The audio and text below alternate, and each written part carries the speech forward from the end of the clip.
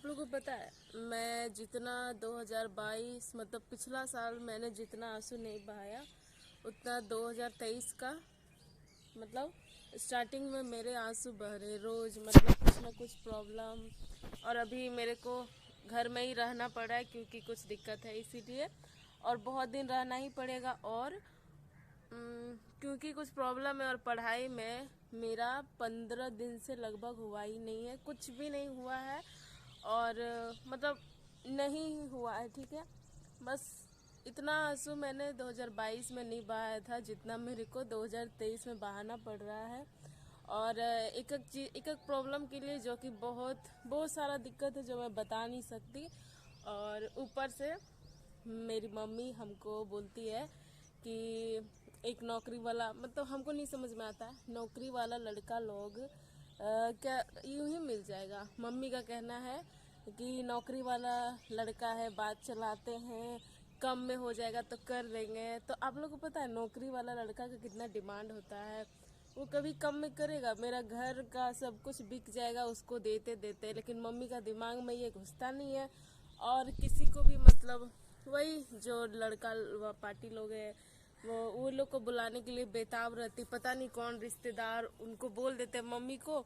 और मम्मी मतलब मेरे को समझाने लगती है। मैं तो बोल दी कि जाओ, पिछला बार तो बॉय कट करवाई थी, इस बार टकली करवा लूंगी, हमको फर्क नहीं पड़ेगा। और यही सब बस, मतलब क्या बेटी यही होती है, मतलब बेटा है तो 30 साल तक 35 साल तक घर में है, वो चलेगा। लेकिन बेटी के 30 35 साल तक नहीं रह सकती है।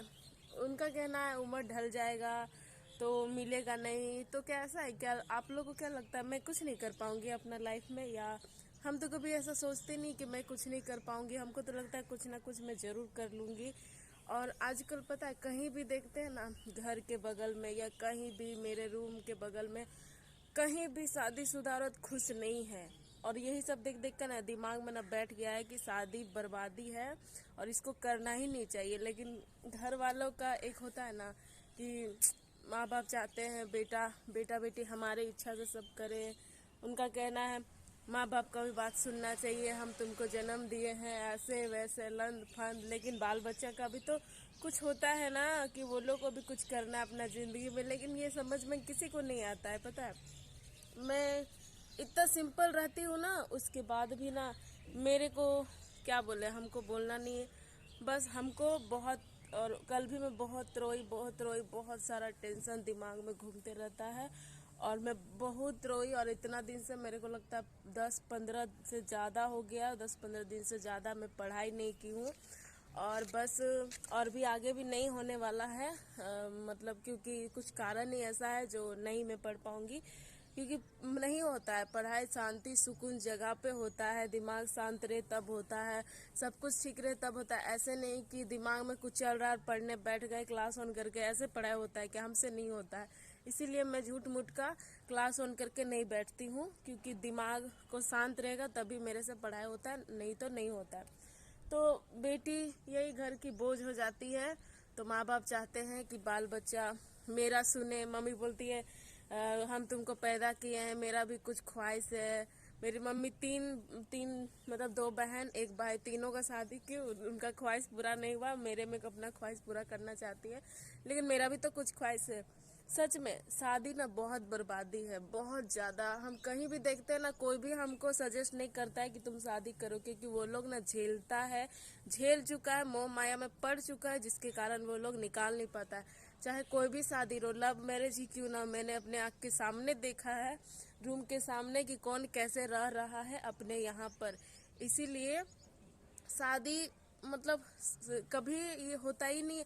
मतलब किसी का बहुत अच्छा लाइफ पार्टनर मिला बहुत अच्छा चलेगा, नहीं तो ना नहीं चलेगा। और मम्मी बोलती नौकरी वाला क्या चेहरा देख के ले जाएगा क्या? कुछ कुछ तो है नहीं मेरे में जो फ्री का ले जाएगा। उसको तो नौकरी वाला को तो पैसा चाहिए, 10 लाख 15 लाख गाड़ी, जो ये क्या बोलते हैं, ये सोना का क्या कह रहा था, वो सब चाहिए तब ना ले जाएगा। ऐसा तो नहीं कि बेटी को उठा के अपना घर में जाके बैठा देगा, ऐसा नहीं ना है। आजकल लोग पैसा दे दे के अपनी बेटी को विदा करते हैं, वही हाल है सबके घर में। माँ बाप का दिमाग में बैठ गया है कि बाल बच्चा को जमीन जायदाद बेच के और बाल बच्चा को घर से विदा किया जाए, हम लोग का टेंशन मुक्त हो। उसके बाद बाल बच्चा ससुराल में मरे जले सड़े जो हो, उससे फर्क नहीं पड़ता है किसी को, क्योंकि ससुराल हम लोग तुमको विदा दिया, अब तुम्हारा ससुराल से ही अर्थी उठेगा और बस उसके बाद लड़की मर जाए चाहे जो हो, यही होता है। ठीक है, तो मैं नहीं करने वाली हूँ चाहे जो हो जाए, और मैं जब तक कुछ ना कर लूँ अपने नहीं करूँगी। अभी मैं पढ़ाई नहीं कर पा रही हूँ क्योंकि कुछ प्रॉब्लम है, लेकिन मैं ज़रूर पढ़ूँगी। और इस साल मेरे को कुछ महीने के बाद एक उम्मीद है जिसमें हम अगर चल गए तो अच्छा ही होगा, और इसके बाद नहीं तो तैयारी करेंगे और क्या।